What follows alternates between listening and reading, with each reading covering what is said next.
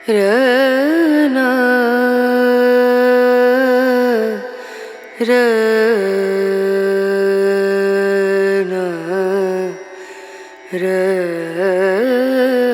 देव आनंद बॉलीवुड के एक लीजेंडरी अभिनेता और निर्देशक के रूप में जाने जाते थे।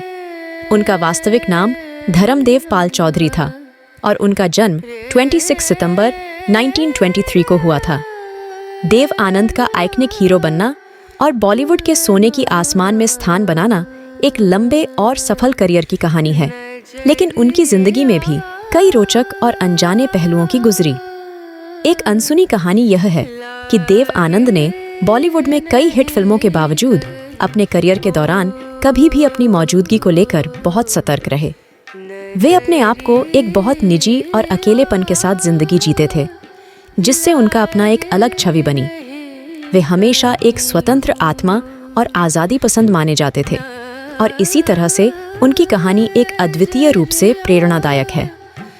देव आनंद का प्रवेश बॉलीवुड में 1946 में हुआ था, जब उन्होंने पहली बार प्यारी चंद्रा नामक फिल्म में अभिनय किया। उनकी पहली बड़ी फिल्म जिडी 1948 थी, जिसमें उन्होंने मुख्य भूमिका में काम किया और फिल्म ने करोड़ों के बॉक्स ऑफिस कलेक्शन की आदर्श राशि बनाई। इसके बाद उन्होंने कई हिट फिल्में की, जैसे कि बाजी 1951, जाल 1952 और टैक्सी ड्राइवर 1954 में अभिनय किया। गाइड एक भारतीय सिनेमा की अद्वितीय और प्रशंसित फिल्म है जो 1965 में रिलीज हुई थी और इसमें देव आनंद और वाहिदा रहमान मुख्य भूमिका में थे। यह फिल्म विजय आनंद द्वारा निर्देशित की गई थी और इसका संगीत S.D. बर्मन ने बनाया था। गाइड का कहानी सारे भारत में लोकप्रिय उपन्यासकार R.K. नारायण की कहानी गाइड पर आधारित है। देव आनंद ने अपने करियर के दौरान कई अद्वितीय भूमिकाएं निभाईं और उन्हें एक आत्मनिर्भर और आत्मविश्वासी अभिनेता के रूप में जाना जाता है।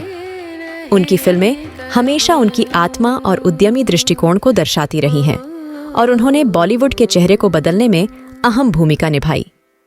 उनकी सैन्यापन और उनकी अद्वितीय शैली ने उन्हें सिनेमा के क्षेत्र में एक अद्वितीय स्थान दिलाया। देव आनंद एक प्रख्यात अभिनेता के बावजूद एक कुशल निर्देशक भी थे। उन्होंने कई फिल्मों का निर्देशन किया और अपनी निर्देशन क्षमता से भी चर्चा में रहे।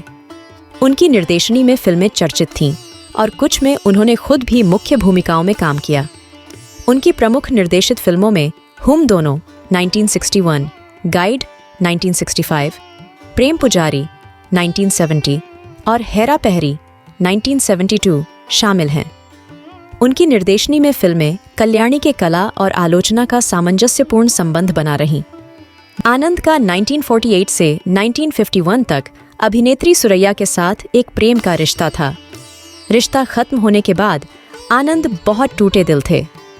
1954 में देव ने शिमला की अभिनेत्री कल्पना कार्तिक से एक निजी शादी की, जो फिल्म टैक्सी ड्राइवर की शूटिंग के दौरान हुई थी। उनके 2 बच्चे हैं, बेटा सुनील आनंद और बेटी देवीना आनंद।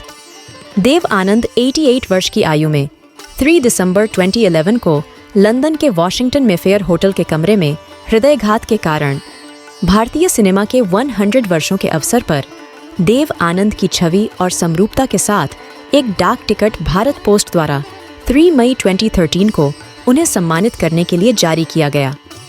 विभिन्न फिल्म समारोहों ने देव आनंद को श्रद्धांजलि अर्पित की है।